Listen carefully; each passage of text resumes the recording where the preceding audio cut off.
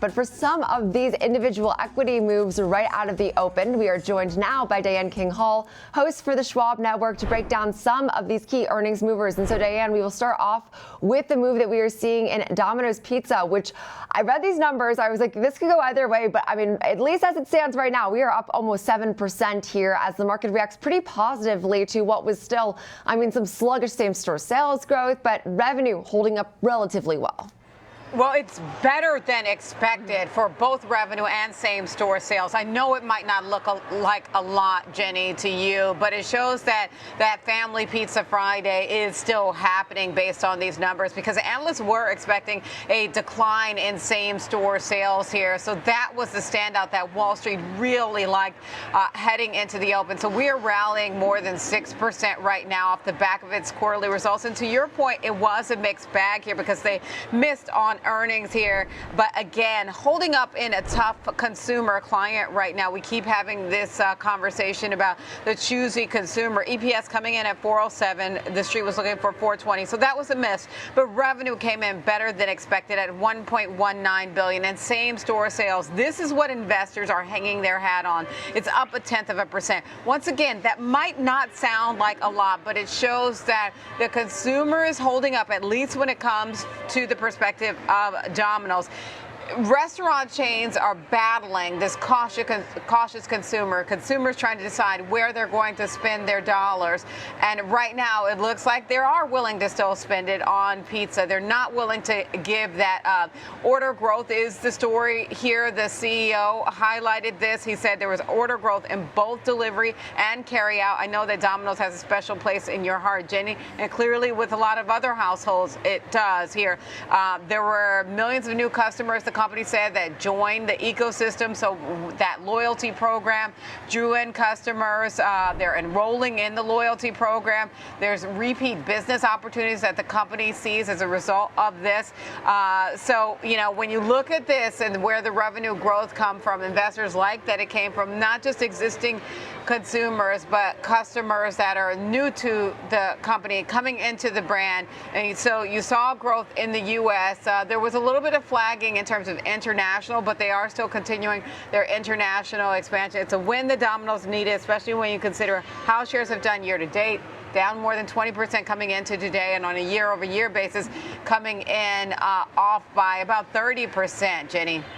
Yeah, and I will say that I do take a lot of flack for it, because living in Chicago, as you live in New York, I mean, everyone's like, you gotta eat local. But I mean, Domino's is local for me. I mean, it's the closest pizza chain to where I live right now, and I know that's shameful. I'm sorry, Jenny. I'm with those giving you flack. You're in a pizza city, you know, not trying to hate on Domino's, but when we're in cities like New York, Chicago, I mean, I know. Right. Anyway, I get the argument. I'm never one to defend that, because I'm like, you know, I know it's an interesting choice. But to get to another mover today that is also actually seeing the same nice momentum right out of the gate is Lumentum, which is seeing some analysts' favorability, an upgrade out of Barclays with an unchanged price target of $1,000 a share, but ahead of this second quarter earnings event. And so as far as what we're seeing right now with some of these names that are exposed to semiconductor, but also just general equipment, I mean, I think this is an interesting call for a name that has been, I mean, volatile, yes, but also really has been a standout of this year. We're up 114% year to date.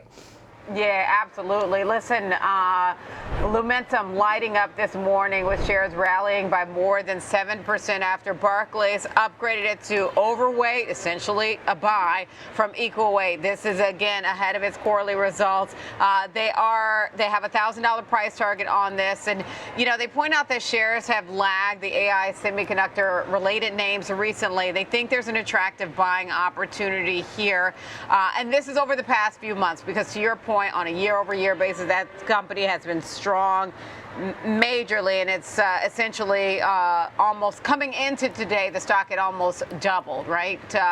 Today, now you add in today's move, it's up more than 100%, as you mentioned, year to date. On a year-over-year basis is even better. Listen, Barclays is making the point that, you know, investors have been too worried about demand for co-packaged optics. They think Lumentum that those fears are overdone, and Lumentum, its core business is still healthy here. here. They're saying the stock has been punished more than the fundamentals essentially justify the situation here. So in other words, they believe that the confidence is, or they have confidence here in this name, especially going into its earnings, Jenny. Okay, and so last but not least here, as we do look at some of these retail names, we did see Goldman turning a bit more constructive on both Urban Outfitters and YETI, saying that bad news they believe is already reflected right now in some of the growth expectations for these brands. I will say both Urban as well as YETI are names that do see a bit more of that resiliency because they are that part of that K-shaped economy. I mean, I own YETI products. They are not cheap. They're wonderful, but it's not something I'm frequently buying, as well as Urban Outfitters. And so walk us through this note here as we do broaden out, look at to retail that has been, I mean, in a bit of a pullback as of late, broadly speaking. So the move today right now would essentially bring it level on a year-over-year basis for Urban. So it's catching a tailwind off of Goldman turning bullish on this.